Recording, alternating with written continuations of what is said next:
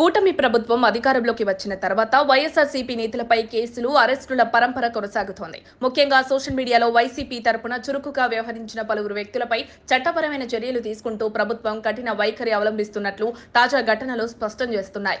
ఇందులో భాగంగా వైసీపీకి చెందిన పోసాని కృష్ణమురళి, అనిల్, ఇతర కార్యకర్తలను అరెస్ట్ చేసినట్లు సమాచారం. అలాగే మాజీ ఎమ్మెల్యే వల్లభనేని వంశీ ఇప్పటికే అరెస్ట్ అయితే మాజీ మంత్రులు పేర్ని నాని, జోగి రమేష్, కొడాలి నానిలు ముందస్తు బెయిల్ తీసుకున్నారు. ప్రస్తుతం ఉన్న దృష్టిని విశ్లేషిస్తే వీరంతా ఉమ్మడి కృష్ణా, గుంటూరు జిల్లాలకు చెందిన వారే ఉండగా ఇప్పుడు ప్రభుత్వం దృష్టిని ఉత్తరాంధ్ర వైపు మళ్లించిందని ప్రచారం జరుగుతోంది.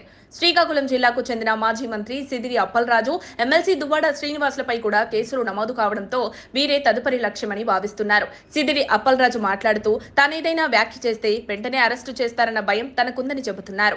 మరోవైపు డిప్యూటీ సీఎం పవన్ కళ్యాణ్ పై వ్యాఖ్యల కారణంగా దువ్వాడపై కేసులు నమోదయ్యాయి. ఈ పరిణామాల నేపథ్యంలో ప్రస్తుతం ప్రభుత్వ దృష్టి ఉత్తరాంధ్ర వైసీపీ నేతలపై ఉందని తెలుస్తోంది. ఇప్పటికే సెంట్రల్ ఆంధ్రలో తలెత్తిన అరెస్టులు, కేసులతో అక్కడి రాజకీయ వాతావరణం మారిపోవడంతో ఉత్తరాంధ్ర నేతలు తమ జిల్లాలో కూడా అదే తరహా చర్యలు తీసుకోవాలని కోరుతున్నారు. ముఖ్యంగా శ్రీకాకుళం జిల్లాలో మాజీ మంత్రి సిదిరి అప్పలరాజును టార్గెట్ చేయాలని పలాస ఎమ్మెల్యే గౌతు శిరీష ప్రభుత్వం మీద ఒత్తిడి తెస్తున్నట్లు తెలుస్తోంది. గతంలో శిరీషపై వ్యక్తిగత దూషణలు చేసిన సోషల్ మీడియా కార్యకర్తలపై కూడా చర్యలు తీసుకోవాలని ఆమె ఫిర్యాదు చేశారు.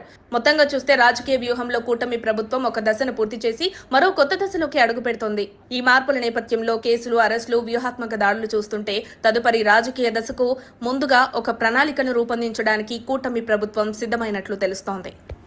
మరిన్ని అప్డేట్స్ కోసం మా కాయ్ టీవీని సబ్స్క్రైబ్ చేసుకోండి. మా వీడియో కనుక మీకు నచ్చినట్లయితే లైక్ చేయండి, షేర్ చేయండి. మీ విలువైన అభిప్రాయాలను కామెంట్ బాక్స్లో తెలియజేయండి.